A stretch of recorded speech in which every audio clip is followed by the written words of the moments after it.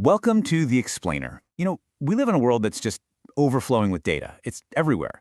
So the big question is, how do we teach machines to look at all that chaos and see what actually matters? Today, we're going to dive into exactly that, how AI learns to find the signal in all the noise. Okay, let's start with this classic image right here. To you and me, it's pretty simple, right? It's a face. But to a computer, well, that's a whole different story. It sees a massive grid of over 65,000 individual data points. Every single one is just a different shade of gray. And think about it, this is just one tiny image. Now imagine all the data packed into every photo, every video you watch, every online transaction. I mean, how can you even begin to make sense of all that? So that really gets to the heart of the problem, doesn't it? Are all 65,000 of those points equally important? I mean, really? The answer is absolutely not. No way. Some of those pixels, they define the elegant curve of her hat, the subtle glint in her eye. But others, they're basically just noise. So the real challenge is this. How do we teach a machine to see the art in the picture and just totally ignore the static? Well, the answer to that question lies in this really fascinating part of AI called unsupervised learning. And honestly, it's kind of like throwing a machine into the deep end of the pool and just letting it figure out how to swim all by itself. Yeah, you can forget about labeling millions of cat photos one by one. With unsupervised learning, you literally just give the machine a mountain of raw, unlabeled data and basically say, hey, figure it out. It has to find all the hidden patterns, all the structures, completely on its own. It's like being a detective with zero clues to start with. So how does this whole learning on its own thing actually work in practice? Well, one really cool method is called winner takes all. Just imagine you've got a team of digital neurons. When a new pattern comes in, they all compete to be the one that recognizes it. It's a race, and the neuron that wins, it gets stronger, and it becomes a specialist in that one specific pattern. You do this over and over, and pretty soon you've got this whole team of experts, where each one is a dedicated feature detector for something specific, like a sharp curve or a perfectly straight line. Okay, so this whole idea of finding the most important features brings us to a really powerful tool that's designed to do exactly that.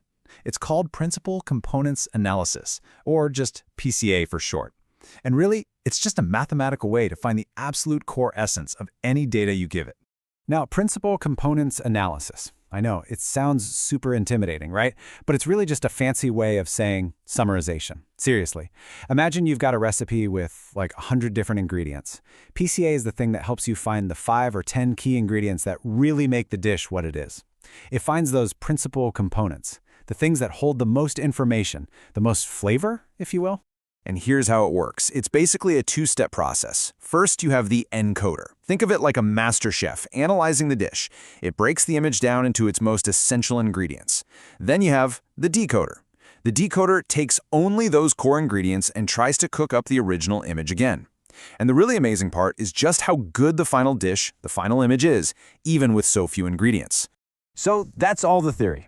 But what does this actually look like in the real world? Come on, let's put PCA to the test and see what it can do. Okay, take a look at this. On the left, we've got the original image, and on the right, that's the image after PCA has worked its magic. It's been completely broken down and then rebuilt using only the most essential information. And yet, just look at how similar they are. I mean, the key shapes, the shadows, the textures, it's pretty much all still there. It's incredible. But here's the real kicker. The image on the right uses 12 times less data. Let that sink in.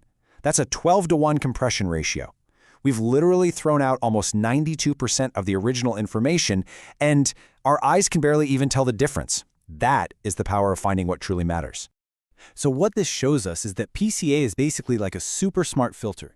It doesn't just randomly chop away data. No, it intelligently separates the signal, the important stuff, from the noise, and it keeps only what it absolutely needs. Okay, so compression is one thing. That's cool. But what if we start with an image that's already corrupted? Look at this one. It's covered in what they call salt and pepper noise. So the question is, can PCA clean it up? Well, this is where the standard version of PCA starts to run into a bit of trouble. See, the problem is that standard PCA is what you'd call a linear tool. It's fantastic at finding simple straight-line patterns, but the real world, and the images we take of it, they're full of complex curves and twists and turns. They're nonlinear. And to handle that kind of complexity, well, we're going to need a much more powerful tool. And that's where something called kernel PCA comes in. Now, think of it this way. Standard PCA is like trying to measure a circle with a rigid, straight ruler. It just doesn't work very well, right? It's great for straight lines, but not for curves. Kernel PCA, on the other hand, uses a really clever mathematical trick that lets it see these curved, complex patterns. It's kind of like swapping out that rigid ruler for a flexible measuring tape. Now you can measure anything. And the difference? I mean, it is absolutely stunning. Just look, on the left, that's the absolute best that standard PCA can do. It's a blurry mess. But on the right, wow, that's kernel PCA. It's like a magic eraser for all that noise. Because it understands the complex, non-linear patterns in the image, it can pull out the true signal with this incredible clarity. And this really gets to the core of why this is so important. As the quote here says, the process involved in the generation of natural images is non-linear. I mean, just think about it. The way light and shadow play across a face in the real world is unbelievably complex. To really understand it, you need a tool that can see beyond just simple straight lines.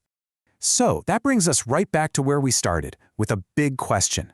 We've just seen how these incredible algorithms can find the hidden essence of an image, but you have to realize these exact same techniques are being used right now to analyze everything, from the stock market to weather patterns to our own DNA. And it really makes you wonder, doesn't it? What other essential patterns, hidden deep inside the complex data of our world, are we on the very verge of discovering?